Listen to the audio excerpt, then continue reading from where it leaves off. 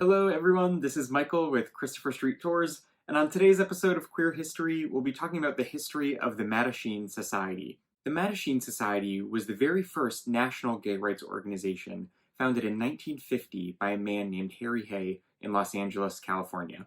The very first LGBT rights organization dates back as early as 1897.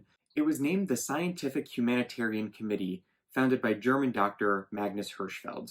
The purpose of this group was to advocate for social recognition of LGBTQ people, as well as advocate for legal protections. In addition to this organization, Dr. Hirschfeld also created the Institute for Sex Research. Unfortunately, in 1933, because Dr. Hirschfeld was both gay and Jewish, he was targeted by the Nazis, and the Institute was under attack with a book burning. The Institute was burned down, and Hirschfeld was forced to flee Germany. In the United States, the first regional organization was Chicago's Society for Human Rights, established in 1924. The founder, Henry Gerber, was inspired by the earlier work of Dr. Magnus-Hirschfeld. The Society for Human Rights published the first American publication for LGBTQ folks, called Friendship and Freedom.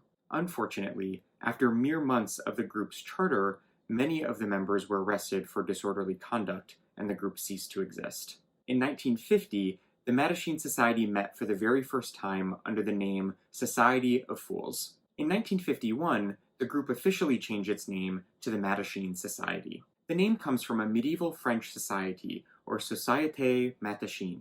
This organization was made up of masked, unmarried men who often criticized the monarchs that were ruling at the time. Similar to the townsmen in France, the men of the Mattachine Society felt that they were also masked, hiding an identity, and criticizing the government, which often led systemic oppression against LGBTQ people.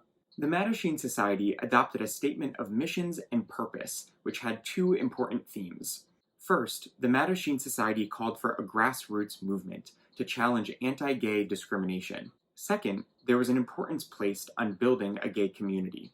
The Mattachine Society also began sponsoring discussion groups in 1951, providing gay men and lesbian women with a space to share their feelings and experiences openly, often for the first time. In the mid-1950s, the national organization based in Los Angeles started to branch out to other cities around the country, including New York, San Francisco, Chicago, and Washington, D.C. As new local chapters of the Mattachine Society began to emerge, internal political disagreements began to arise in the national headquarters, eventually disbanding the national group in 1961. However, at this time, many groups continued as the foremost LGBTQ organizations within the United States, especially the Mattachine Society in San Francisco and the Mattachine Society of New York. One particular example of this can be seen with the Julius Sippen of 1966, led by the Mattachine Society of New York under the president Dick Leitsch. The Julius Sippen was an early gay rights protest to fight against the discriminatory policies that denied service to LGBTQ people at bars. At the time, if someone was perceived to be part of the LGBTQ community or stated that they were, they could be denied service and asked to leave on the grounds of being disorderly or holding disorderly conduct. The Julius Sippen was led by 3 members of the Mattachine Society of New York, who walked into Julius' bar and demanded to be served just like anybody else. This action is known as one of the very first organized gay rights protests. The Mattachine Society continued to fight against these discriminatory practices, eventually leading to an era of legally operated gay bars. Around the same time, there was a new radical rise of gay liberation, straying away from the more traditional assimilationist views of the past. As new approaches to activism and advocacy began to emerge, the Mattachine Society was often seen as too traditional and not willing to be confrontational. An example of this can be seen during the Stonewall Uprising of 1969. While hundreds and eventually thousands of LGBTQ folks fought back against the police, the Mattachine Society urged for people to remain peaceful in the protests. The Mattachine Society painted words on the windows of Stonewall that read, "We homosexuals plead with our people to please help maintain peaceful and quiet conduct on the streets of the village."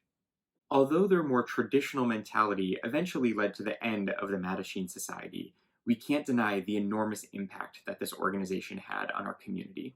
The Mattachine Society fought to gain political allies in the fight towards homosexual equality, and also positively influenced the public opinion around LGBTQ topics. In 2002, Mattachine Midwest was inducted into the Chicago Gay and Lesbian Hall of Fame. In 2011, the chapter of the Mattachine Society in Washington, D.C. was reformed to hold original archival research on LGBTQ political history. Today, Julius holds a monthly dance party fundraiser in honor of the Mattachine Society with the same name, Mattachine, honoring queer icons throughout history. Despite your own philosophy on advocacy and activism, the Mattachine Society helped us gain fundamental rights that we have today.